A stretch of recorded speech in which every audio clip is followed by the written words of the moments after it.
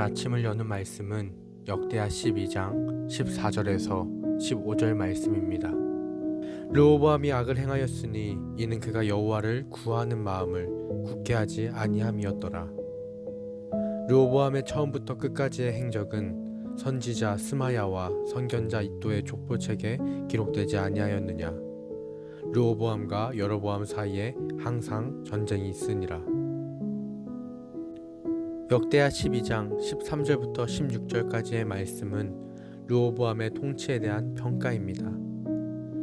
여기서 르호보암에 대한 평가 항목은 유다의 왕으로서 왕국의 영토를 얼마나 넓혔는지, 재물을 얼마나 모았는지, 군사력이 얼마나 되는지 등 세상적인 눈으로 바라본 통치 능력이 아닙니다.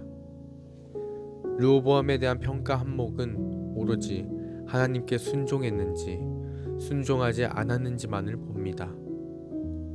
이러한 평가 항목으로 보았을 때 14절에서 르호보암이 악을 행하였다고 평가합니다. 르호보암이 어떤 하나님의 말씀에 순종하지 않아서 악을 행하였는지는 이어진 15절 말씀을 보면 알 수 있습니다. 15절 말씀 하반절에서는 르호보암과 여로보암 사이에 항상 전쟁이 있으니라 라고 말씀합니다. 그런데 12장 이전 말씀인 11장 4절 말씀을 보면 여호와께서 이같이 말씀하시기를 너희는 올라가지 말라. 너희 형제와 싸우지 말고 각기 집으로 돌아가라. 이 일이 내게로 말미암아 난 것이라 하셨다 하라 하신지라. 그들이 여호와의 말씀을 듣고 돌아가고 여로보암을 치러 가던 길에서 되돌아왔더라. 지난 역대하 11장의 말씀을 통해 바라본 초기 르호보암의 통치는 하나님의 명령에 순종하는 모습을 보여줍니다. 북이스라엘과 전쟁을 하기 위해 용사 18만 명을 소집한 르호보암입니다. 하지만 스마야를 통해 말씀하신 하나님의 명령에 순종하여 동족과의 싸움에서도 돌아서는 모습을 보여주었습니다. 하지만 오늘 우리가 읽은 역대하 12장의 말씀을 보면 분명 같은 르호보암이지만 11장에서의 르호보암과는 전혀 다른 사람처럼 행동합니다. 르호보암의 통치 초기 3년 동안은 하나님을 따라가는 삶을 살아가며 그렇게 나라를 통치하며 하나님의 보호를 받습니다. 이렇게 하나님을 따르며 그분의 보호하심 속에 성장한 유다와 르호보암입니다. 하지만 나라가 견고해지고 그 세력이 강성해지자 여호와의 율법을 버리게 됩니다. 더 이상 하나님을 따르지 않는 것입니다. 지금까지 지켜주시고 보호해주신 하나님의 능력은 까맣게 잊은 채 조금 살만해지니까 이제는 나의 뜻대로 살아가고 싶은 욕심, 나의 뜻대로 나라를 다스리고 싶은 욕심이 르호보암을 죄의 길로 인도합니다. 그렇게 르호보암은 하나님을 떠나 죄의 길을 걷게 됩니다. 하나님께서는 스마야 선지자를 통해 자신의 뜻을 전했습니다. 너희 형제 즉 같은 동족끼리는 싸우지 말라고 분명히 명하셨습니다.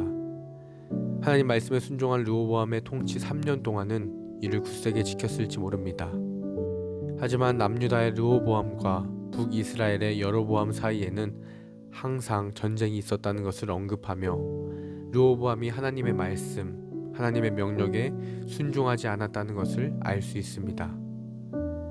그렇게 성경은 르호보암을 악을 행한 유다의 왕으로 평가합니다. 세상은 우리가 가진 능력에 집중합니다.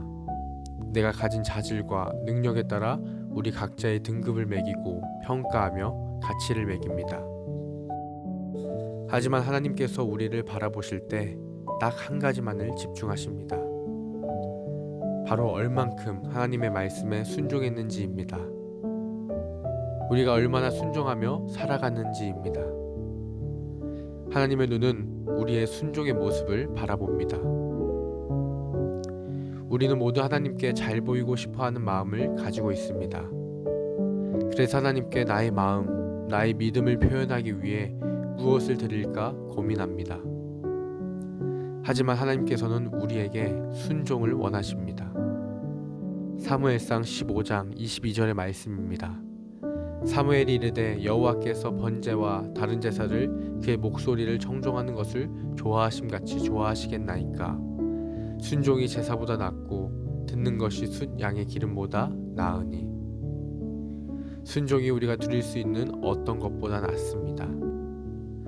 오늘 아침 말씀으로 하루를 시작하는 우리가 순종하는 삶을 살아가며 순종 가운데 거하며 순종의 길을 걸어가기를 간절히 소망합니다.